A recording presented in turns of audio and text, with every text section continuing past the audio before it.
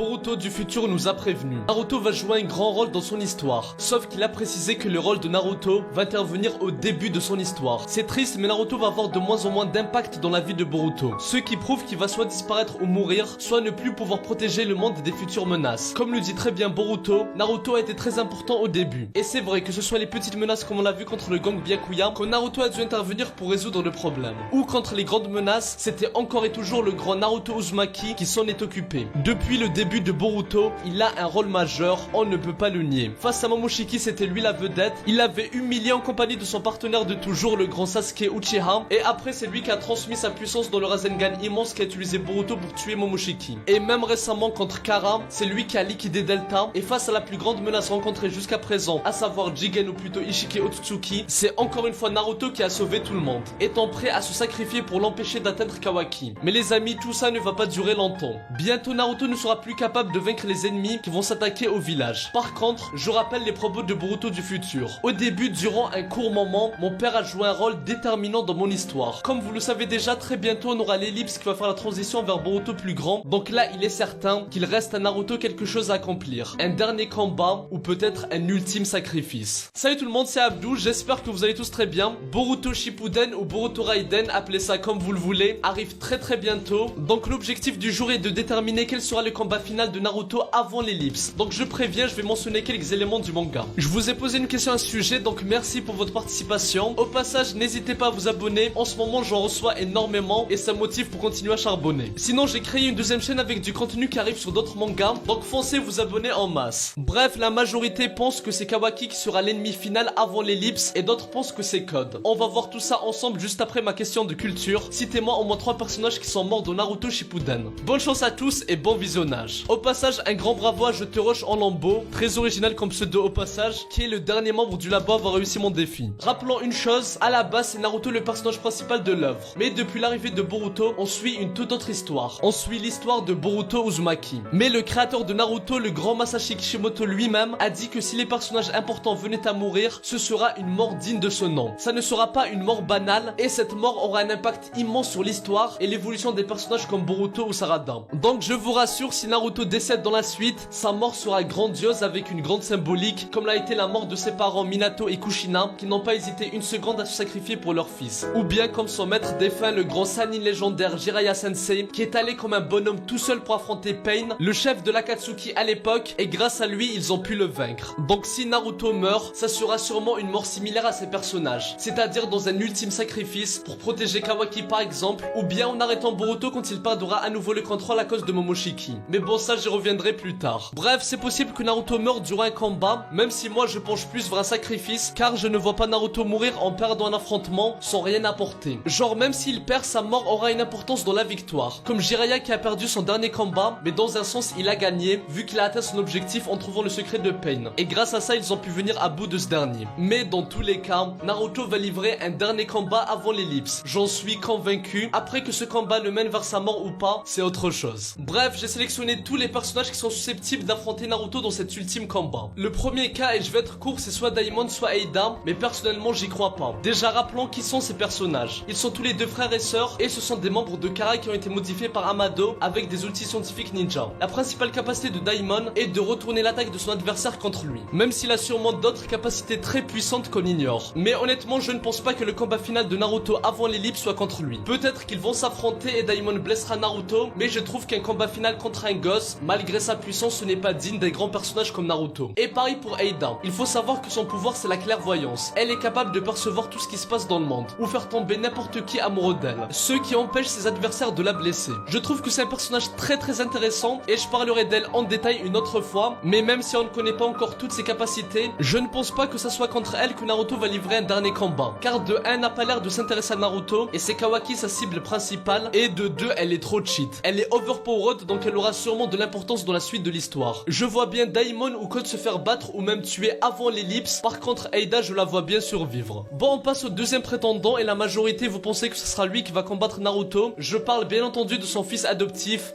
Kawaki. Alors là les amis, il faut comprendre qu'on parle de son dernier combat avant l'ellipse, c'est-à-dire qu'on ne parle pas de Kawaki ado qui a dit à Boruto qu'il va l'envoyer rejoindre son père, mais on parle de Kawaki qui vient tout juste de s'intégrer dans la maison des Uzumaki, et comme on l'a vu dernièrement, il a enfin trouvé une place où vivre paisiblement, et il a rencontré des personnes qui ont reconnu son existence. Et son objectif actuel est de trouver une solution pour protéger Konoha et Naruto de Code et des autres membres de Kara. Donc franchement les amis, même si vous êtes beaucoup à le penser, il est très peu probable que Kawaki soit le dernier adversaire de Naruto avant l'ellipse. Je rappelle qu'actuellement Kawaki n'a plus de Kama car Ishiki Otsutsuki a été tué pendant sa réincarnation dans le corps de Jigen, et il n'a pas réussi à planter à nouveau le Kama sur Kawaki avant sa mort. Par contre, comme on le voit dans le futur, Kawaki va tôt ou tard récupérer son Kama, et je pense que ça arrivera avant l'ellipse, car dans les derniers chapitres, Amado a proposé à Kawaki d'obtenir à nouveau le Kama en tant qu'arme et force pure, un peu comme le fait Code qui est un réceptacle raté mais qui a un Kama qui le rend beaucoup plus fort. Et je pense que Kawaki n'aura pas d'autre choix que d'accepter la proposition d'Amado afin de protéger Naruto. Donc voilà les amis, je ne vois pas pourquoi Kawaki irait combattre Naruto maintenant. Par contre, il y a une possibilité, c'est qu'il reste un gros mystère autour du Kama et qu'Amado va se servir de Kawaki, et en réalité le nouveau Kama va lui faire perdre le contrôle, un peu comme on l'a vu avec Borushiki. Et du coup Naruto sera dans l'obligation de l'affronter. Et là je serai d'accord avec vous, mais pour le moment tout ça n'est que supposition. Bref, avant de passer à la suite, je vais mettre quelque chose au clair. En ce moment Naruto n'a plus Kyuubi en lui,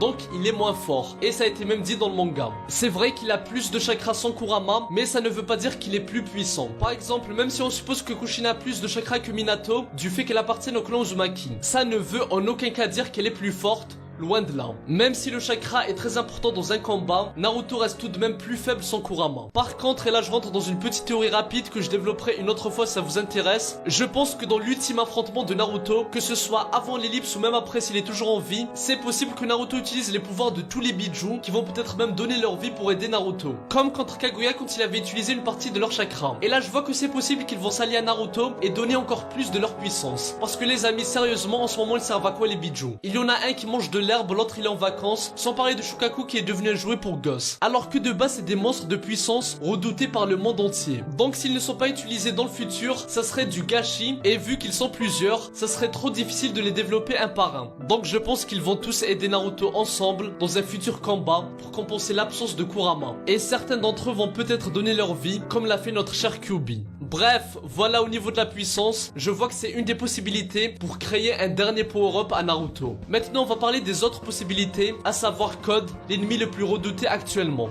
D'après Amado, il est fort possible qu'il soit plus fort que Naruto en ce moment. Et on sait que son objectif principal, c'est de venger Ishiki Otsutsuki, et parmi ses cibles se trouve Naruto. Donc les amis, je pense qu'on se dirige vers un gros combat de Naruto contre Code. Et en plus de ça, Naruto avait dit à Kawaki de ne pas s'inquiéter, car il trouvera une solution pour le vaincre. Et on le connaît, Naruto ne revient jamais sur ses paroles. Donc pour moi c'est sûr, Code va affronter Naruto. Surtout que son pouvoir est lié avec Minato qui est le père de Naruto, donc il y a des choses intéressantes à aborder. Même si je ne sais pas pourquoi, mais j'ai un petit pressentiment qui me dit que Code ne sera pas battu par Naruto, mais plutôt par la nouvelle génération, c'est-à-dire Kawaki, Boruto et les autres. Et peut-être qu'il se fera tuer par Eida ou Daimon qui vont le trahir, vu que comme on l'a vu dans le dernier chapitre, elle ne lui fait pas complètement confiance, et elle lui cache encore certaines choses. Bon, avant de passer à la fin, il y a le cas d'un futur ennemi, ou d'un ennemi inconnu comme par exemple si Amado les trahit au dernier moment et qu'il s'en prend à Kawaki ou à Konoha, mais j'aborderai ça une autre fois. Là, on va finir avec la dernière possibilité pour cet ultime affrontement. C'est Boruto ou plutôt Borushiki. Momoshiki peut prendre le contrôle de Boruto, et il va très certainement le faire une nouvelle fois avant l'ellipse. J'en suis sûr et certain. On a abordé la dernière fois la possibilité que Borushiki tue ou blesse une nouvelle fois Sasuke, mais là on va parler de l'affrontement entre Borushiki et Naruto, et ce que ça peut apporter dans la suite de l'histoire. Sasuke avait dit qu'il était prêt à tuer Boruto s'il venait à perdre le contrôle et à s'en prendre au village. Et Naruto avait dit la même chose, mais moi j'y crois pas. Naruto est quelqu'un qui est un trop bon fond. Il n'a tué quasiment aucun de ses ennemis par le passé, donc ça serait impossible pour lui de tuer son propre fils. Donc même si Boruto perd le contrôle, je vois que Naruto va tout faire pour le faire revenir à la raison, car il sera incapable de le tuer. Mais de son côté, Momoshiki sera sans pitié, et il ne va pas hésiter à utiliser tous les moyens pour atteindre son objectif. Mais Naruto va se battre jusqu'au bout, jusqu'à se sacrifier pour sauver Boruto. Et si ça arrive, je vois deux possibilités. Soit Naruto va mourir, soit il sera gravement blessé ou dans le coma. Et là, au niveau de l'évolution de Boruto, ça sera juste énorme. Il verra que de ses propres mains, il a blessé son père qu'il aime plus que tout. Ça va le faire énormément réfléchir et c'est ce qui va peut-être le conduire à quitter le village. Et là, ça prendrait tout son sens, car dans le futur, Kawaki ne sera pas le méchant, mais plutôt l'ennemi de Boruto, car il est arrivé à la conclusion que ce dernier est une menace qui doit être battue afin de protéger Konoha et les membres de la famille Uzumaki. Bref, je parlerai de Kawaki et Boruto méchant ou gentil une autre fois. J'espère que ça vous a plu. Naruto est le plus grand shinobi de l'histoire, donc je suis convaincu que ce soit son futur combat ou sa mort, ça va être incroyable. Et je pense que ça va rendre l'histoire encore plus sombre et triste. Les amis, ma chaîne secondaire et mes réseaux sont en description. Moi je vous dis à très bientôt et que la paix soit sur vous. Ero, Psy, Konkuro.